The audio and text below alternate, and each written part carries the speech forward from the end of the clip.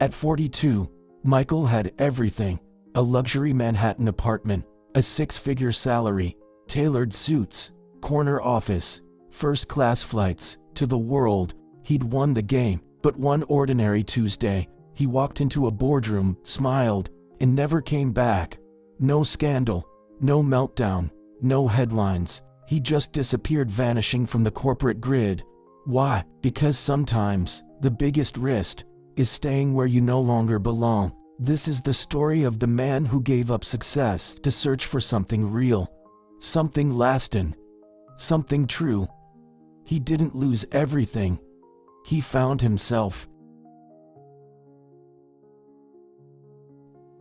Michael Thompson grew up in Ohio. His father was a mechanic, his mother a school teacher. They didn't have much, but they had enough.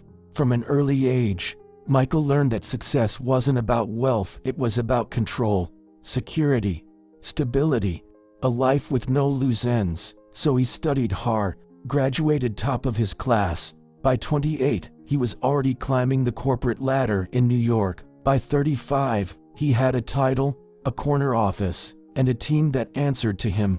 Narrator reflective. To the outside world, Michael was living the dream. To Michael, it felt like winning.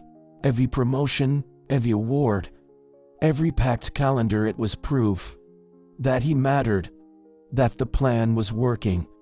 His LinkedIn, glowing, his inbox, always full. His life, scheduled to the minute, but slowly something shifted. The meetings felt heavier, the wins felt hollow, and in the quiet moments on late-night flights and early Monday mornings, he began to wonder, what was all this for? And more importantly, what had he given up to get here? At 38, Michael started waking up exhausted. Even after 9 hours of sleep, something felt off. Not physical fatigue, but a kind of soul tiredness he couldn't shake. He couldn't remember the last time he read a book just for fun.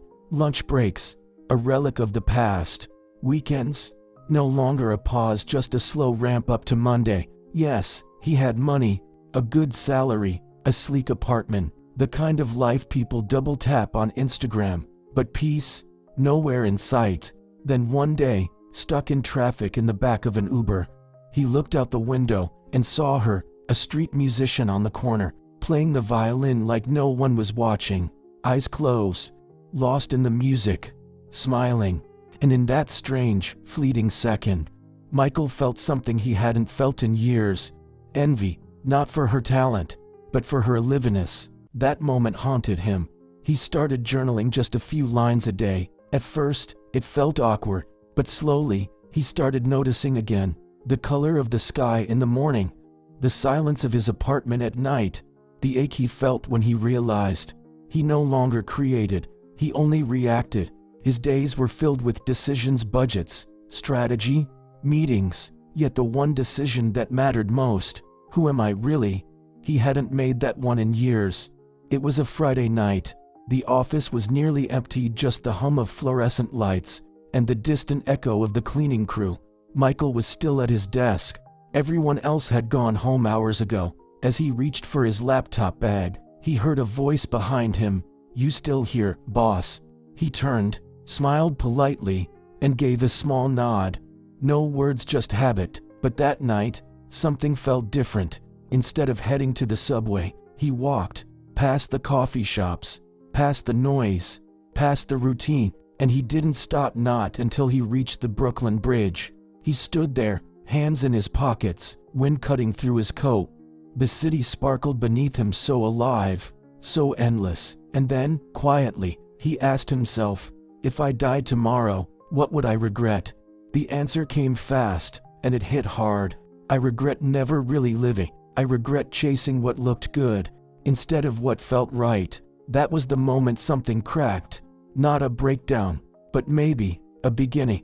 3 weeks later, Michael resigned. No farewell party, no big speech, just a quiet email and a deep breath. He sold 90% of what he owned, gave his suits to charity, canceled most of his subscriptions, realizing he had been subscribed to a life he no longer believed in. Then, he disappeared, but not into hiding. He bought a used van with more rust than paint. Hit the road with no itinerary, just curiosity. He took odd jobs: bartending, landscaping, working farmers markets. He learned how to really cook. He painted sunrises, wrote bad poetry, taught kids in a small desert town how to code, laughed more, slept better. For the first time in decades, he was living, not just existing. One afternoon, while helping rebuild a community library in Arizona, a volunteer looked over, smiled, and asked, "So, what did you used to do?" Michael paused, wiped the sweat from his brow, and without hesitation, he said, "I used to chase titles. Now, I chase sunrises." It wasn't an escape. It was a return to simplicity, to self, to something real. Michael didn't retire. He rewired. He didn't run from success. He ran from the illusion of it. Because somewhere along the way, we were taught that success means titles, trophies, and a packed calendar, a corner office, a six-figure income, a life that looks perfect on paper. But what if success is something else entirely? What if it's quiet mornings, the kind where you're not rushing out the door? What if it's peace of mind, deep sleep, belly laughs, time to feel, time to heal? Michael's story reminds us of something we often forget. You can be admired and still feel invisible. You can be rich and still feel hollow. And you can walk away from it all and finally be free. He didn't have a roadmap. He just had a question. What if life could feel different? And that was enough to begin again. So if you're watching this and something inside you feels stuck, if the ladder you've been climbing is leaning against the wrong wall, just know you're not alone. And sometimes the bravest thing you can do is leave. If this story moved you, don't forget to like, share, and subscribe. More real stories are on the way.